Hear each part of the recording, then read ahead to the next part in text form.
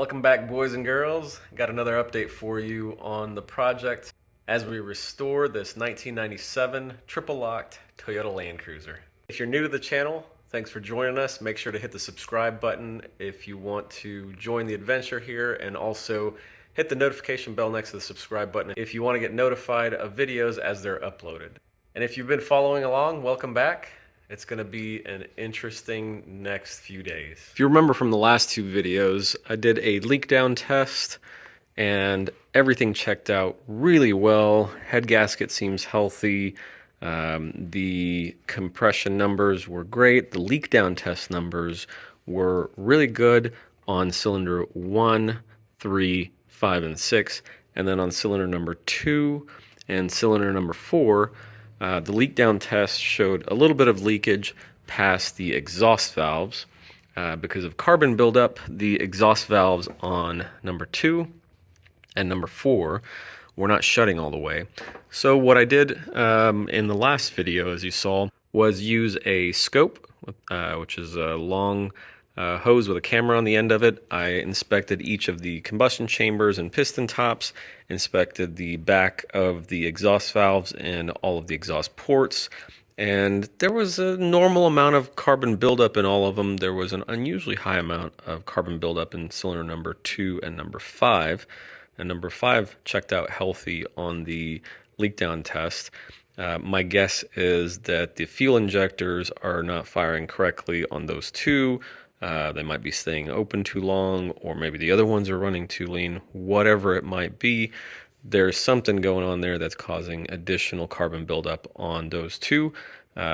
Even though the compression numbers look good across the board and leak down test looks good on everything except number 2 and number 4. So my plan after the last video was to leave the head gasket alone, go in with hand tools and clean up as much of the carbon buildup as I could on the exhaust valves across all 6 of them, really, just to get them cleaned up real well. I did that, and I reran the leak down test, and the leak down numbers actually came back really well on all 6 this time around. So the carbon buildup on the 2 that were not sealing up on the exhaust valves being cleaned up allowed those valves to make full contact with the valve seat as they retracted into the cylinder head, and our leak down numbers are all between, I think, 4% and about 9%, which is really, really good. That means everything is sealing up really well. Head gasket is not leaking around each of the firing rings, around each of the cylinders, and all the valves are sealing really well. But then I got the bright idea of removing some more components to get things cleaned up, even though I don't really need to. One in particular being the oil cooler. Nothing's leaking on there, but it's a little bit dirty around there, so I wanted to get it pulled off, put some fresh gaskets on it, and put it all back together. And while it was off, do some more cleaning. The other thing I wanted to do, again, even though it's not leaking, is pull the timing cover off, put fresh FIPG on it, fresh O-rings, and then replace that. Already in the plan was to replace the front main seal and the O-ring around the oil pump cover. Those parts are already sitting in a box waiting to go. And then I started looking at the fuel filter underneath that needs to get replaced anyway. The fuel rail and the injectors were already on the list to get rebuilt, pull the injectors out, have them professionally cleaned and balanced, and replace all of the hardware, seals, O-rings, grommets, and everything on there, replace the fuel pressure regulator and all of the lines and everything that go along with that. So then the little devil on my shoulder said, ha ha ha ha, this is a great opportunity, rah rah rah, to replace the head gasket. Sorry, was that cheesy?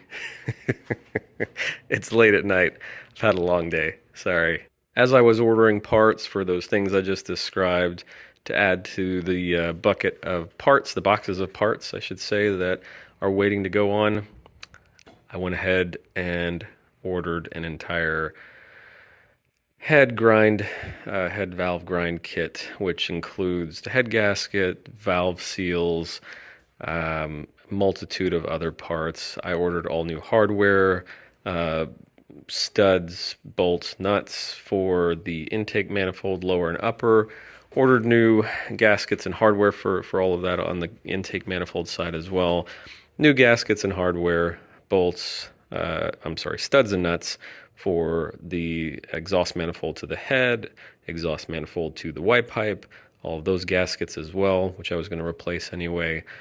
And I forget what all I ordered. There was a lot of other parts. Oh, yeah, the timing cover, O-rings and FIPG and everything, EGR gaskets, and a handful of other things. So, to make a long story long, this cylinder head's coming off, and we're doing a lot more work.